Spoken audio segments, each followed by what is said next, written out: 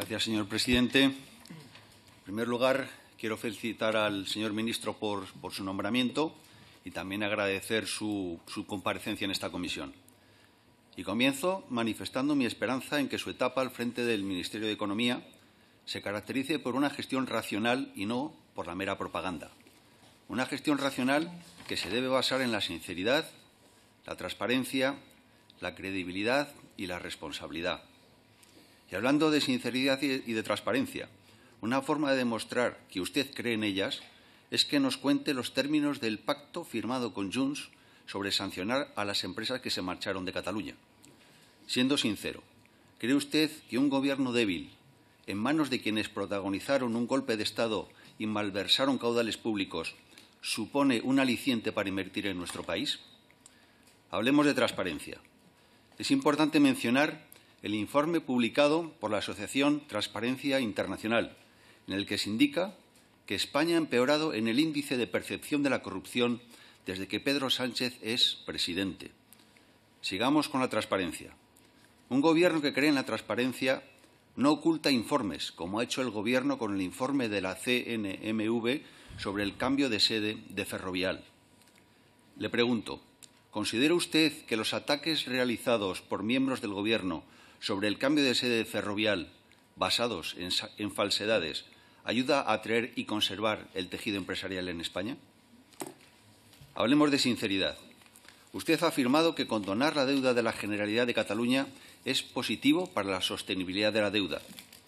Lo ha afirmado sabiendo que condonar deuda debilita la credibilidad crediticia de España y lanza un mensaje muy negativo de falta de cumplimiento a los mercados, el llamado riesgo moral, que puede tener consecuencias para la financiación de la deuda estatal.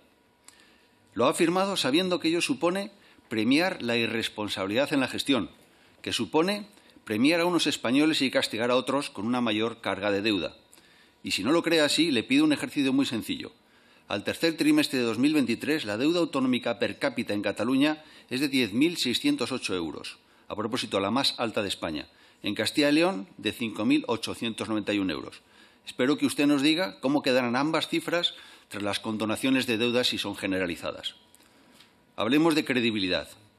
No tiene credibilidad un presidente del Gobierno que se permite decir en el foro Investor Day que España es líder en recepción y ejecución de los fondos europeos, cuando sabemos, 1, que la Comisión Europea, con datos al cierre de septiembre de 2023, informó que España era el país con menor porcentaje de ejecución respecto al importe presupuestado de los fondos estructurales. 2, que de acuerdo con la información proporcionada por la Intervención General de la Administración del Estado, del montante total presupuestado más las modificaciones puesto a disposición de España para desplegar inversiones del Plan de Recuperación, Transformación y Resiliencia, tan solo se han desembolsado 31.073 millones hasta el mes de noviembre, el 35,1% del total. Usted ha puesto en su presentación la cifra de 37.037 millones de euros. Me gustaría que me explicase la diferencia, porque lo que demuestra esta disparidad de datos es una gran falta de transparencia. A propósito, no existe información de lo que realmente ha llegado a la economía y no se ha elaborado ningún informe de evaluación de impacto económico de los fondos, ni de la creación de empleo, ni de ningún multiplicador de rentabilidad. La transparencia, señor ministro, brilla por su ausencia. Hablemos de responsabilidad.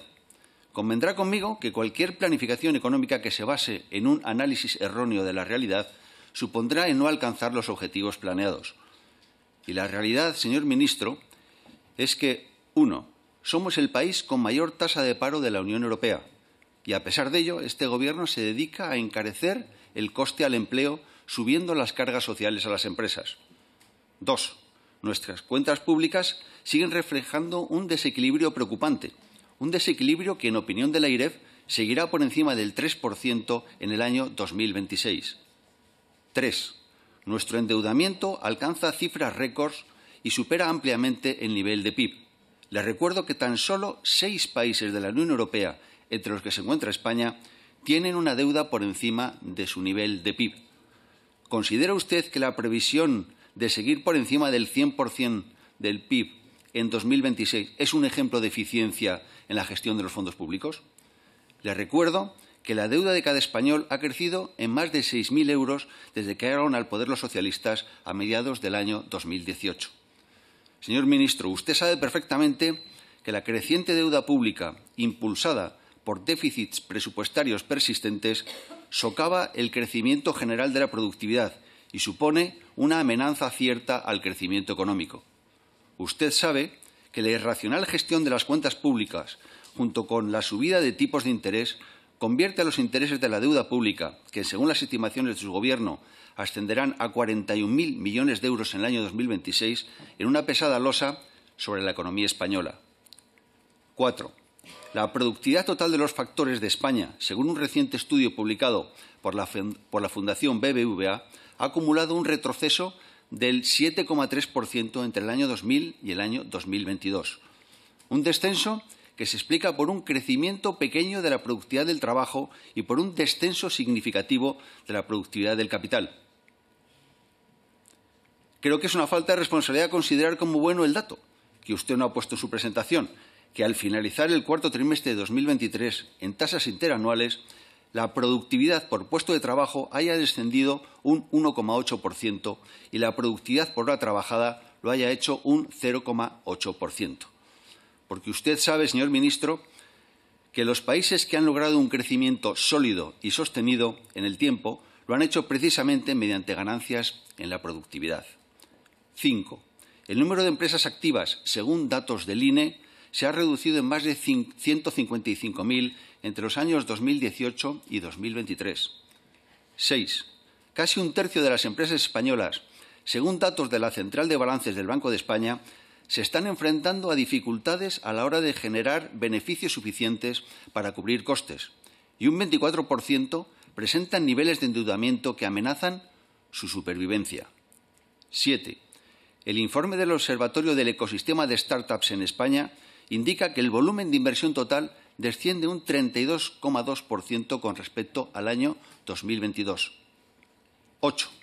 En este último año, la liquidez de los hogares españoles se ha visto reducida en un 7,2% y la de las empresas un 11,2%, según se menciona en el informe del Banco de España sobre liquidez y financiación de las sociedades no financieras.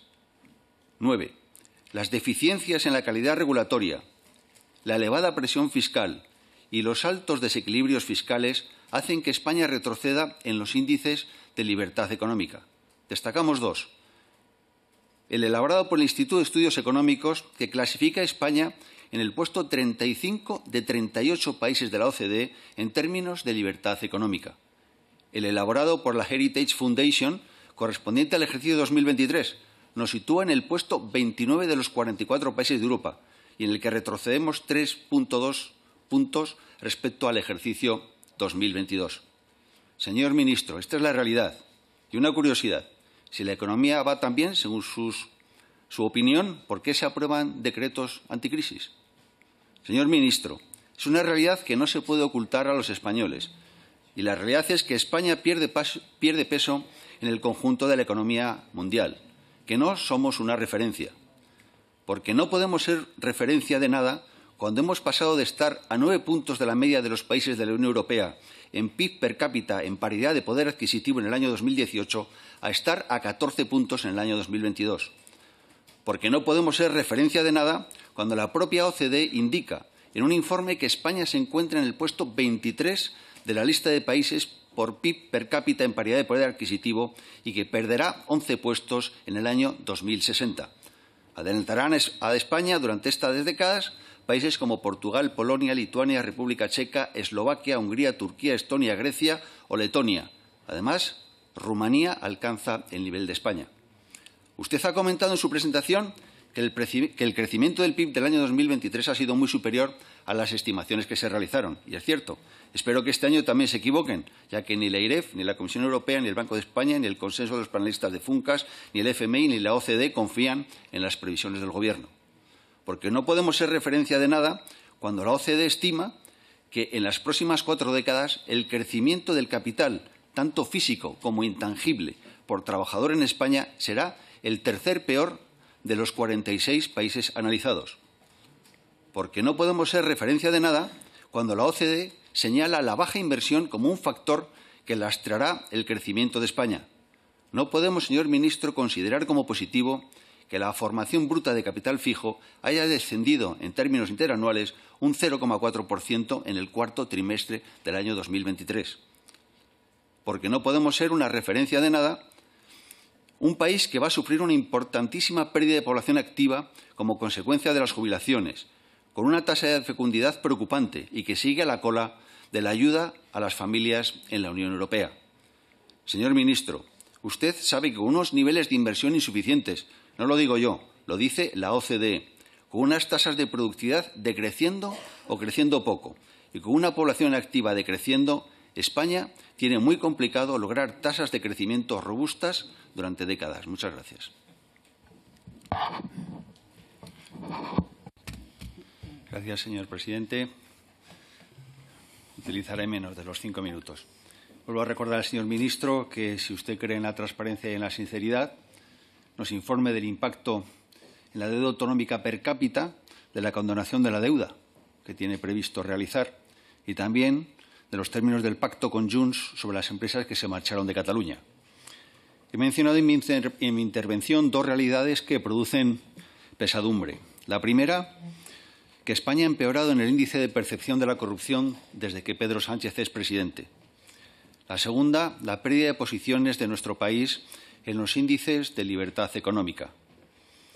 No obstante, esta pesadumbre queda mitigada por el hecho que hoy la Comisión de Libertades Civiles del Parlamento Europeo ha aprobado las enmiendas presentadas por el PP y Vox para que la nueva directiva de lucha contra la corrupción prohíba conceder indultos o amnistías, entre otros delitos, a la malversación. Muchas gracias.